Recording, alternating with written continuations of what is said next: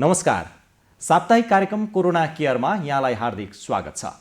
कोरोनाको संक्रमण, यसको रोकथाम, नियन्त्रणका लागि भए गरेका प्रयास र अभ्यासहरूका बारेमा छलफल गर्ने कार्यक्रम कोरोना केयरमा आज हामी एउटा नवीनतम विषयलाई लिएर उपस्थित भएका छौँ। विशेष गरी कोरोनासँग सम्बन्धित धेरै लक्षणहरू श्वास प्रश्वाससँग, रुगाखोकीसँग, टाउको दुख्ने, ज्वरो आउने जस्ता लक्षणहरू देखिन्छन् र हामीलाई कहिलेकाहीँ लाग्छ यी लक्षणहरू देखिन साथ कोरोना भइहाल्यो कि भन्ने जस्तो पनि लाग्छ। तर योसँग अलि फरक हामीले आज छलफल गर्न गएको विषय रहेको छ कि कोरोना र मानसिक रोग। के कोरोना र मानसिक रोगको सम्बन्ध छ? धेरैलाई यो प्रश्न लाग्न सक्छ र धेरैलाई यो जिज्ञासा पनि लाग्न सक्छ। आज हामी यसै विषयवस्तुमा छलफल गर्न गइरहेका छौँ। यस विषयमा छलफल गर्नका लागि आज हामीसँग स्टुडियोमा हुनुहुन्छ डाक्टर केदार मरट्टा र उहाँ चाहिँ मानसिक रोग विशेषज्ञ हुनुहुन्छ। यहाँलाई हार्दिक स्वागत छ। हस्, धन्यवाद। के यो कोरोना र मानसिक रोग अन्तर सम्बन्धित छन्? यो पहिलो प्रश्न नै यहीँबाट गर्नुपर्ने भयो। हस्, कोरोना विशेषतः श्वास प्रश्वाससँग सम्बन्धित लक्षणहरू लिएर प्रस्तुत हुन्छ। तर यति भन्दै गर्दा कोरोना जुन कोभिड-19 हामी भन्छौँ, त्यो रोग र मानसिक स्वास्थ्यसँग धेरै नै चाहिँ एकअर्कासँग सम्बन्धित रहेको पाइन्छ। जस्तै हामीहरूले देख्यौँ गत 1-1.5 वर्षदेखि कोभिड-19 नियन्त्रण गर्न जुन जनस्वास्थ्यका मापदण्डहरू लिए, जस्तै लकडाउन गरियो, घरमै बस्नलाई चाहिँ अनुरोध गरियो, भेटघाटलाई चाहिँ बन्देज गरियो, यी लगायत यसरी चाहिँ जुन कोरोना रोकथाम गर्नका लागि बनाइएका प्रयासहरूले गर्दा पनि मानसिक स्वास्थ्यको एउटा चाहिँ समस्याको जोखिम बढाउने भयो भने अर्को चाहिँ कोरोना रोग आफैले पनि लाग्दै गर्दा कतिपय अवस्थामा धेरैजसो खोकी, ज्वरो, सास प्रश्वासको समस्या, पेटमा गडबडी जस्ता लक्षणहरू देखिए तापनि कुनै कुनै अवस्थामा कोरोना आफैले पनि मानसिक स्वास्थ्य समस्याको रूपमा पनि प्रस्तुत भएको देखियो। जस्तै कस्तो डाक्टर साहब? जस्तै जसरी कोरोनाले चाहिँ फोक्सोमा असर गर्दा श्वास प्रश्वासको लक्षणहरू देखियो, पेटमा आन्द्रामा असर गर्दा डायरिया हुने, अलि तारन्तार दिशा लाग्ने देखियो भने कोरोना शरीरभरि फैलिँदै गर्दा दिमागमा पनि पुग्यो। त्यसै गरेर ब्रेनको जुन मस्तिष्कको चाहिँ कोशिकाहरूमा चाहिँ कोरोनाको असरले गर्दा कहिलेकाहीँ कन्फ्युजन भनेको जस्तो कुनै कुरा चाहिँ कहाँ छु, के गरिरहेछु, आजको दिन कति, के बार हो, के दिन हो भने जस्तो होस गुम हुने जस्तो लक्षणहरू पनि, बिर्सिने र बेसुरीपन जस्तोहरू पनि चाहिँ कोरोनाको लक्षणहरूको रूपमा देखियो। सुरुमै कोरोना लाग्दै गर्दा त्यो लक्षणहरू पनि देखियो भने अर्को यसको साथसाथै कोरोनाको अरू श्वास प्रश्वासको लक्षण हुँदै गर्दा आत्तिने, डराउने, चिन्ता हुने, अब मरिने लागिसकेपछि मरिने पो हाल्ने हो कि के भइहाल्ने हो भन्ने खालको यादव किसिमको मन विचारका चाहिँ समस्याहरू पनि कोरोना लाग्दै गर्दा देखियो। यसको साथसाथै अब कतिपय अवस्थामा कोरोना भएर मान्छेहरू चाहिँ निको हुनुभयो होइन, र निको हुने क्रममा हुँदै गर्दा पनि धेरै अब मानिसहरूमा चाहिँ कस्तो पनि देखिएको छ भने कोरोना लागिसकेपछि त्यही झझल्को आइराख्ने, डरहरू आइराख्ने, मन दुखी भइराख्ने जस्ता डिप्रेसन, जुन उदासीनता अथवा आत्तिने लक्षणहरू पनि फेरि रिकभर हुँदै गर्दा, निको हुँदै गर्दा पनि त्योहरू देखियो भनेपछि लाग्नुभन्दा अगाडि जुन चाहिँ नियन्त्रणका प्रयासहरूले गर्दा पनि हुने भए, रोग आफैले गर्दा पनि मानसिक स्वास्थ्य समस्या हुने भयो भने रोग लागिसकेर निको हुँदै गर्दा को क्रममा पनि मानसिक स्वास्थ्य समस्याहरू चाहिँ देखिने भयो। डाक्टर साहब, यो चाहिँ व्यक्ति अनुसार फरक पर्छ होला, व्यक्तिको चरित्र, उसको व्यवहार, उसले सोच्ने तरिकाहरू होइन, त्यसअनुसार मानसिक प्रभाव चाहिँ फरक पर्छ कि एउटै हुन्छ? अवश्य नै। यसले यो मानसिक स्वास्थ्य समस्या सबैलाई भइहाल्ने भन्ने हुँदैन। कोरोना त धेरैजनालाई भयो तर सबैजनालाई मानसिक स्वास्थ्य समस्या भएन भनेपछि मानसिक स्वास्थ्य समस्या के कुराले गर्दा चाहिँ हुन्छ भने व्यक्तिको, तपाईँले ठ्याक्कै भने जस्तै व्यक्तिको एउटा वंशाणुगत होइन, हाम्रो चाहिँ फ्यामिली हिस्ट्रीदेखि लिएर बाउबाजेदेखि लिएर जुन वंशाणुगत हामीले लिएर आएका छौँ त्यसले एउटा चाहिँ निर्धारण गर्ने भयो भने अर्को चाहिँ हाम्रो चरित्र, हाम्रो व्यवहार, हाम्रो स्वभाव, हामीले कुनै सानो तनावलाई चाहिँ कसरी झेल्छौँ त, कसरी सामना गर्छौँ त, मैले त्यसलाई सामना गर्ने तरिका, यहाँले गर्ने तरिका चाहिँ फरक हुनसक्छ भने त्यो अर्को एउटा चाहिँ एरिया भयो। हामी भन्छौँ बायो साइको सोसल। बायोलोजिकल भनेको चाहिँ हाम्रो जेनेटिक कुराहरू, हाम्रो वंशाणुगत कुराहरू भयो। साइकोलोजिकल भनेको हाम्रो चरित्रका कुराहरू भयो भने सोसल भनेको चाहिँ अब फेरि व्यावहारिक हाम्रो सामाजिक कुराहरू, हामी जब छ कि छैन, हामी कस्तो चाहिँ तनावमा झेलिरहेका छौँ, हाम्रो समाजको हामीलाई चाहिँ सहयोग गर्ने वातावरण कस्तो छ, छिमेकीको व्यवहार पनि एउटा छिमेकी छ, छिमेकी सबै सामाजिक कुरा भनेपछि यी तीनवटा चाहिँ ठुल्ठुलो कुराहरूको सम्मिश्रणबाट कसैलाई मानसिक स्वास्थ्य समस्या लाग्ने जोखिम बढी हुन्छ। यिनै कुराहरूले गर्दा चाहिँ निर्धारण हुन्छ। यदि यसो गरेर सुरक्षित रहँदै गर्दा पनि कोभिड सङ्क्रमित भइ नै हालियो भने त्यो मानिसमा मानसिक रूपमा कुनै न कुनै समस्या देखि नै हाल्यो भने तपाईँहरू जस्तो विशेषज्ञले दिने सुझाव गर्ने, उहाँहरूलाई गर्ने उपचार के हुन्छ? सर्वप्रथम त जुनसुकै आघातजन्य कुराहरू, अहिले जुन कोभिडको कुरा गरिरहेको छौँ भने त्यसले गर्दा सामान्य डर, चिन्ता, त्रास सबैजनालाई हुन्छ। हामीले सबैजना जनमानसले हामीले बुझ्नुपर्ने के रह्यो भने डर लाग्नु सामान्य हो, अलिअलि आत्तिनु सामान्य हो। एउटा कुरा बुझ्नुपर्छ, अलिअलि आत्तिँदै डर लाग्दैमा लो मानसिक रोग लागिहाल्यो भनिहाल्नु चाहिँ यो चाहिँ हरेक चेत भएको प्राणीलाई चाहिँ डर लाग्छ होला। अवश्य नै डरको एउटा चाहिँ हाम्रो इभोल्युसनरी, हामी मान्छेमा मात्रै होइन प्राणीमा एकदमै यो चाहिँ एउटा माने छ, नत्र भने डर नलाग्ने नै बन्थ्यौँ होला हामीहरू होइन। त्यसले चाहिँ हाम्रो जिन्दगी कन्टिन्यू भइराख्ने क्या निरन्तर रहिराख्नुमा एउटा छ। त्यसले गर्दा सामान्य डर लाग्नुलाई हामीले धेरै आतिहाल्नु पर्दैन। केही आफ्नो कुराहरू, मनका कुराहरू चाहिँ आफ्नो मन मिल्ने व्यक्तिहरूसँग, साथी सङ्गीहरूसँग चाहिँ हामीले चाहिँ आदान प्रदान गऱ्यौँ भने कतिपय अवस्थामा त्यो आफै चाहिँ ठिक भएर जान्छ। भने कोहीलाई अलिकति धेरै नै डर लाग्न सक्छ, अथवा धेरै नै मन आत्तिन सक्छ, अथवा दुखी नै हुनसक्छ, साह्रै नै निराशापन हुनसक्छ, कहिलेकाहीँ आत्महत्याको विचारहरू पनि आउन सक्छ। यस्तो अवस्थामा चाहिँ र यिनै लक्षणहरूले गर्दा आफ्नो दैनिक कामकाजहरू गर्न, आफूले गर्नुपर्ने जिम्मेवारीहरू चाहिँ वहन गर्न अप्ठ्यारो भएको अवस्थामा चाहिँ अनि अब चाहिँ होइन यो मेरो नियन्त्रणभन्दा अलिकति बाहिर गयो कि भनेर अनि सहयोग लिनुपर्छ। अब सहयोग लिँदा कसकोमा लिने होइन? अब यहाँले भन्नुभयो विशेषज्ञकोमा, तर हाम्रो देशमा चाहिँ दुर्भाग्यवश अहिलेसम्म मानसिक स्वास्थ्यसँग सम्बन्धित विशेषज्ञहरू त्यति धेरै छैन, गाउँमा पुगिसकेको अवस्थाहरू छैन। इभन जिल्ला अस्पतालहरूमा पनि काहीँ मात्रै छ भनेपछि धेरैजसो समुदायको पहुँचभन्दा विशेषज्ञहरू बाहिर छन्। त्यही भएर विशेषज्ञकोमा जानुपर्छ भन्ने छैन। आफ्नो नजिकैको स्वास्थ्य चौकी, प्राथमिक स्वास्थ्य केन्द्र अथवा जिल्ला अस्पतालमा जो स्वास्थ्यकर्मी हुनुहुन्छ उहाँहरूसँग आफ्नो कुरा प्रष्ट रूपमा राख्नुभयो भने अहिले कतिपय अवस्थामा तालिम प्राप्त स्वास्थ्यकर्मीहरू पनि सामान्य मानसिक स्वास्थ्यको चाहिँ कुराहरू सुनिदिने, सामान्य पहिचान गरिदिने, सहयोग गर्ने क्षमताहरू उहाँहरूसँग पनि हुन्छ। भने अलिकति जटिल समस्याहरू छ भने चाहिँ अनि विशेषज्ञकोमा नै जानुपर्ने हुनसक्छ। र विशेषज्ञकोमा आइसकेपछि चाहिँ आउँदैमा चाहिँ उहाँहरूले केही औषधि प्रिस्क्राइब गरिहाल्ने त्यस्तो भन्ने हुँदैन। मानसिक रोगको पनि औषधि हुन्छ र डाक्टर? अवश्य पनि अरू रोग जस्तै मानसिक रोगको पनि धेरै औषधिहरू हुन्छ। जब मानसिक रोग विशेषज्ञकोमा कोही जानुहुन्छ भने विशेषज्ञ डाक्टर साहबले यहाँहरूको लक्षणहरू पुरै सुन्नुहुन्छ, अनि त्यसपछि त्यहाँ चाहिँ धेरै रोगहरू छन्। मानसिक रोगमा पनि कुन रोग लाग्यो भनेर चाहिँ निर्क्युल गर्नुहुन्छ, केही जाँचहरू पनि गर्नुहुन्छ, अनि त्यसपछि कुनै अवस्थामा औषधि खानुपर्ने अवस्थाहरू पनि हुन्छ। कतिपय अवस्था काउन्सिलिङ गरेर सुझाव सल्लाह परामर्शले मात्रै ठिक हुन्छ।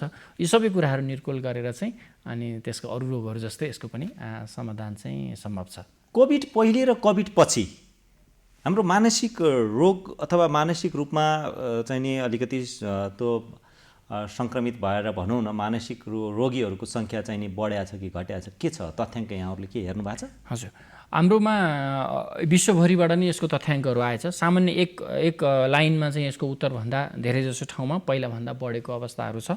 र विश्वभरि के चाहिँ भन्ने गरिन्छ अहिले भने अब अहिले त कोभिडको पेन्डेमिक भयो, यो सकिने बित्तिकै मानसिक स्वास्थ्य समस्याको पेन्डेमिक आउन सक्छ भन्ने गरिन्छ।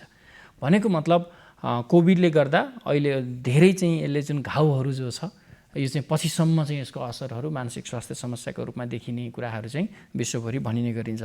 अब नेपालको सन्दर्भमा हामीले कुरा गर्दा कोभिड लाग्दै गर्दा सामान्यतया अनलाइन सर्वेहरू गरियो। हाम्रो देशमा त्यस्तो एकदमै राम्रो क्वालिटीको डेटाहरू त छैन, तर जे छ त्यसले के देखायो भने लगभग 1/3 आधा चाहिँ पपुलेसनहरूमा चाहिँ त्रासको, डराउने, आत्तिने लक्षणहरू देखिए। अनि त्यसपछि अब यो पोस्ट कोभिडको कुराहरू, कोभिड लाएर निको भएकाको कुराहरू पनि हामीले सामान्य कोभिड धेरै ठुलो अध्ययन अनुसन्धान भएको छैन, तर नेपालमा सानो हामीले फलोअप गर्दा चाहिँ लगभग 1/4 जनामा चाहिँ फेरि पनि मानसिक स्वास्थ्य समस्याहरू चाहिँ देखियो। कोभिड भएकाहरूमा पनि 100 जनामा 25 जना 25 जनामा चाहिँ मानसिक स्वास्थ्य समस्याहरू कुनै न कुनै किसिमको चाहिँ देखियो। भनेपछि यसले के देखायो भने एउटा त जुन प्रिभेन्सन हामीले जुन रोग निरोधात्मक जुन यो पब्लिक हेल्थका जनस्वास्थ्यका मापदण्डहरूले गर्दा समुदाय स्तरमा मानसिक स्वास्थ्यको समस्या बढ्यो भने अर्को चाहिँ जुन ठुलो जनसङ्ख्या जसलाई कोभिड आफै भएर चाहिँ निको भइराख्नु भएको छ उहाँहरूको पनि 1/4 भयो भनेपछि हामी के अन्दाज गर्न सक्छौँ भने मानसिक स्वास्थ्य समस्या अवश्य नै पहिलाभन्दा चाहिँ बढ्दै गइरहेको छ, अझै पनि बढ्छ।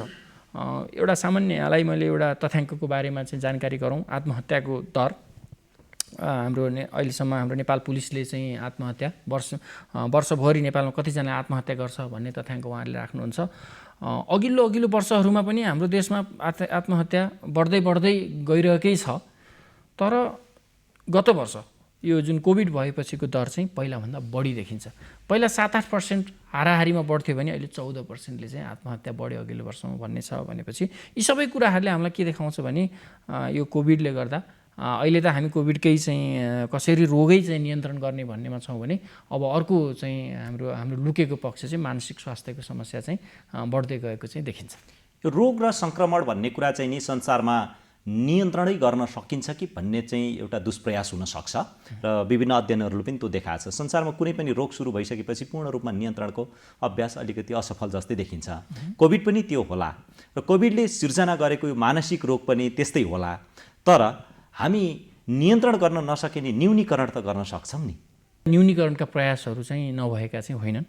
कसरी न्यूनीकरण गर्न सकिन्छ त्यो पनि धेरै उपायहरू छन् र हाम्रो देशमा पनि त्यस न्यूनीकरणका लागि केही न केही प्रयासहरू चाहिँ भएकै छन्, भइरहेछन्। अहिले पनि हामीले सुरु गरिरहेछौँ। योसँग सम्बन्धित सरकारले साथै सरकारवाला धेरै सङ्घ संस्थाहरूको चाहिँ साझेदारीमा यस्ता कार्यक्रमहरू चाहिँ सञ्चालन भएको छ।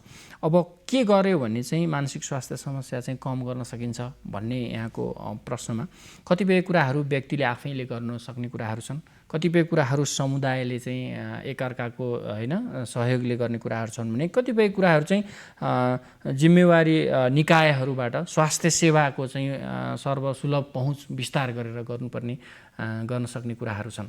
अब आफैले हेरविचार गर्ने कुराहरू एक थरी भए होइन, तनाव भएको बेलामा त्यसलाई चाहिँ कसरी सामना गर्ने, आफैले पहिला कसरी त्यस्तो समस्याको चाहिँ सामना गरिएको थियो, अलिकति धैर्यता कसरी राख्ने भन्ने कुराहरू अथवा समस्या त्यो एउटा कुराहरू व्यक्तिले गर्ने कुराहरू भयो भने अर्को चाहिँ एकअर्कालाई सहयोग गरेर कमसेकम घृणा नगरेर होइन आवश्यक परेको बेलामा समुदायले छरछिमेकले सहयोग गरेर चाहिँ दुःखबाट चाहिँ बाहिर उतारिदिने अर्को चाहिँ समुदायले गर्न सक्ने भयो।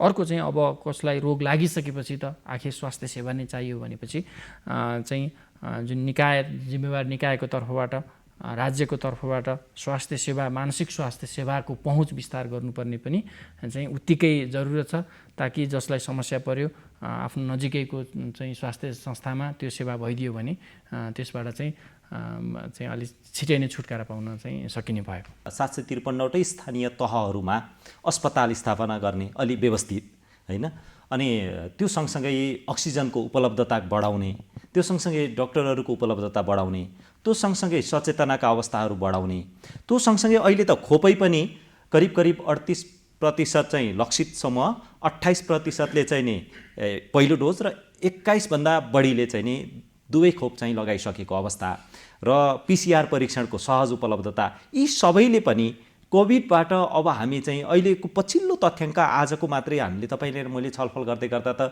5.5% सङ्क्रमण दर छ अहिले होइन। यो विश्वव्यापी रूपमा हेर्दाखेरि यसलाई चाहिँ अब नियन्त्रण उन्मुख हो भन्ने पनि छ। यस्तो अवस्थामा मानिसहरूले यो फेरि मानसिक रोग भनेको त आफैमा रोग त होइन, यो त अरू धेरै चिजले जन्माउने चिज रहेछ। अब फेरि चिन्ता गर्नुपर्ने अवस्था छैन भनेर सोच्दा पनि त ठिकै होला नि होइन। अवश्य नै यहाँले जुन यत्रो ठुलो महामारीलाई चाहिँ हामीले फेस गर्दै गर्दा यसबाट एउटा राम्रो कुरा के भयो भने स्वास्थ्यले चाहिँ अलि अरू बेलाभन्दा धेरै एटेन्सन पायो। यहाँले अहिले धेरै चाहिँ तथ्याङ्कहरू दिनुभयो जसले गर्दा स्वास्थ्यमा पनि केही न केही होइन गत वर्षमा केही राम्रा सन्तोषजनक चाहिँ प्रयासहरू चाहिँ भएका छन् भनेपछि र कोभिड पनि बिस्तारै चाहिँ घट्दै गएको छ र हामी अरू देश हाम्रै चाहिँ आयसँग तुलना गर्न मिल्ने अरू देशहरूको तुलनामा जुन भ्याक्सिन लगाउने देशमा हामी अगाडि नै छौँ भनेको मतलब राज्यले पनि केही न केही चाहिँ गरिरहेछ भनेपछि अलिकति आशावादी चाहिँ नि केही प्रयासहरू चाहिँ भएका छन्। आशावादी हामी बिल्कुल हुनैपर्छ र आशा गरौँ कि अब फेरि अर्को चाहिँ कोभिड वेभ जुन हामी भन्ने गरेका छ त्यो आएन भने र भ्याक्सिन चाहिँ यही अनुसार राम्रोसँग जाँदै गयो भने कमसेकम कोभिडबाट एक किसिमको मुक्ति त पाइएला। तर त्यति भन्दै गर्दा अब अनि त्यसपछि त्यो मुक्ति पाइसकेपछि अनि बिस्तारै चाहिँ महसुस पनि हुन थाल्छ कि हामीले चाहिँ हजारौँ मान्छेहरू गुमाएका छौँ, आफन्तहरू गुमाएका छौँ भनेपछि अनि बिस्तारै फेरि आफ्नो भावनाका कुराहरू त्यसपछि आउन सक्छन्। त्यति बेला हामीले अलि फरक ढङ्गले उहाँहरू समक्ष एप्रोच गर्नुपर्छ कि होइन? तपाईँहरूले दिने सुझाव, राज्यलाई दिने सुझाव, नीति निर्मातालाई दिने सुझाव, कार्यान्वयन गर्ने तहमा बस्नेहरूलाई दिने सुझाव के हुन्छन् त्यस्तो बेलामा? बिल्कुलै भनेपछि हामीले अब हामीले यो कुराहरू चाहिँ मध्यनजर गर्दै चाहिँ तयारी चाहिँ राज्यको स्तरबाट र अरू सरकारवाला निकायहरूको तर्फबाट पनि भइ नै राखेको छ। गत वर्ष मात्रै नेपाल सरकारले राष्ट्रिय मानसिक स्वास्थ्य रणनीति तथा कार्ययोजना भनेर चाहिँ एउटा डकुमेन्ट ल्याएको छ र मानसिक स्वास्थ्यमा पहिलाभन्दा बिस्तारै चाहिँ बजेट विनियोजन बढ्दै गएको छ। यसै साल सरकारले चाहिँ 13वटा देशभरिका 13वटा अस्पतालहरूमा हरेक अस्पतालमा 10 शय्याका दरले मानसिक स्वास्थ्यको शय्या छुट्याउने र छुट्टै मानसिक स्वास्थ्यको विशेषज्ञ सहितको टोली चाहिँ खटाउने भनेर त्यो पनि गरेको छ। यसको साथसाथै एउटा छुट्टै चाहिँ कार्यक्रम सञ्चालनमा छ जहाँ चाहिँ मैले अघि भन्दै थिएँ स्वास्थ्य कर्मीहरू जुन चाहिँ स्वास्थ्य चौकीमा रहेका स्वास्थ्य कर्मीहरू, प्राथमिक स्वास्थ्य केन्द्रमा रहेका स्वास्थ्य कर्मीहरूलाई चाहिँ छोटो तालिम दिएर यस्तै खालको चाहिँ कोभिड लगायत अरू चाहिँ अरू कारणले गर्दा हुने मानसिक स्वास्थ्य समस्यालाई शीघ्र पहिचान गर्ने र त्यसको चाहिँ व्यवस्थापनमा चाहिँ हामीले तालिम दिने कार्यक्रमहरू पनि चाहिँ सञ्चालन गर्दै गएको छ भनेपछि र यहाँले अहिले भन्दै हुनुहुन्थ्यो प्राथमिकले तहका अस्पतालहरू सबै चाहिँ हाम्रो स्थानीय तहमा हुने भनेपछि यी सबै प्रयासहरूले चाहिँ के देखाउँछ भने आतिहाल्नुपर्ने अवस्था छैन, केही सपोर्ट चाहिँ बिस्तारै चाहिँ अभाइलेबल हुँदैछ।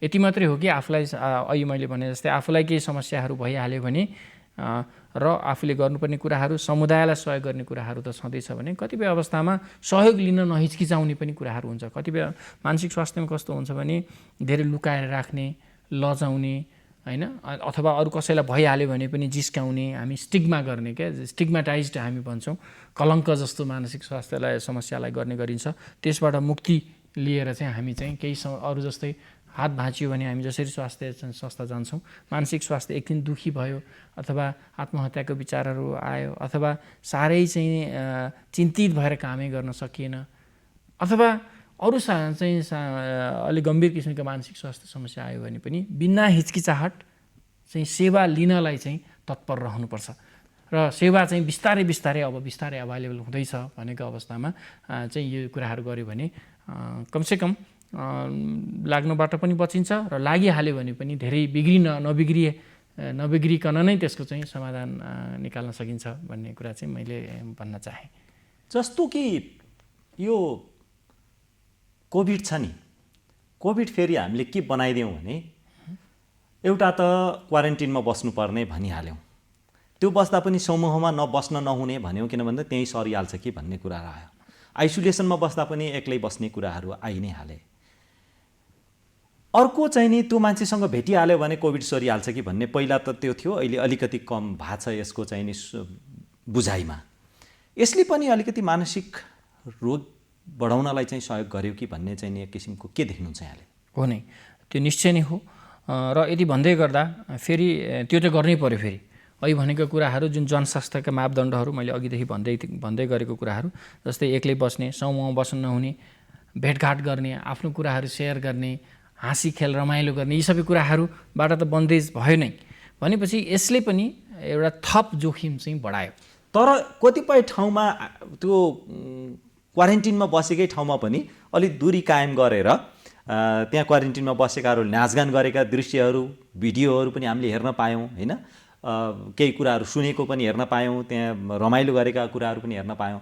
सुरक्षित भएर यस्ता कुराहरू गर्दा पनि मानसिक रूपमा उहाँहरू स्वस्थ रहनलाई सहयोग पुग्छ होला। बिल्कुलै र यो बिस्तारै चाहिँ अनि त्यो कुराहरू आए। पहिला सुरुमा एकदमै ठुलो डर भयो, त्रास भयो, अनि बिस्तारै चाहिँ अब अलिकति सुरक्षित अलि दूरी कायम गरेर गर्नुपर्छ भन्ने कुराहरू आयो। पहिला हामी सोसल डिस्टेन्सिङ सामाजिक दूरी भन्थ्यौँ, पछि भौतिक दूरी भन्नेतिर गयौँ कि सामाजिक रूपमा चाहिँ नजिकै हौँ तर भौतिक दूरी मात्रै कायम गरौँ भन्ने कुराहरू आयो।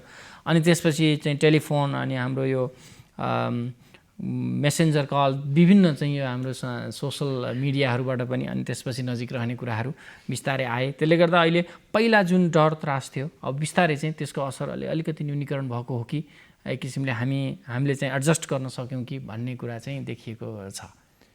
अब व्यक्ति आफै, परिवारका सदस्य र समुदायले के गरे भने हामीले चाहिँ यो मानसिक रोगीको चाहिँ सङ्ख्या घटाउन चाहिँ सहयोग गर्छौँ भन्ने लाग्छ? तपाईँ, म सबैको भूमिका रहन्छ नि त, एउटा हामी पनि यही समुदायमा छौँ। हजुर अब यसमा मैले अघि सुरुमा एकछिन मैले जोड्दै थिएँ कुनै न किसिमको चिन्ता, कोभिड लगायत यस्तै खालको चाहिँ समस्या आइपर्दा चिन्ता हुनु अत्यन्तै सामान्य कुरा हो। यो सबैजनालाई हुन्छ। एउटा कुरो बुझ्नुपर्छ, चिन्ता लागिहाल्दैमा के किन भइहाल्यो भनेर चाहिँ अत्तासिनुपर्ने अवस्था रहँदैन। एउटा त्यो बुझौँ। धेरै जसो अवस्थामा हामीलाई एउटा मानवलाई हामीलाई एउटा इनफ हामीसँग चाहिँ क्षमता के हुन्छ भने यस्ता लाइफका चाहिँ तनावहरूलाई झेल्न सक्ने क्षमता हामी सबैसँग हुन्छ। अब बाँकी भयो भने के गर्ने त, होइन?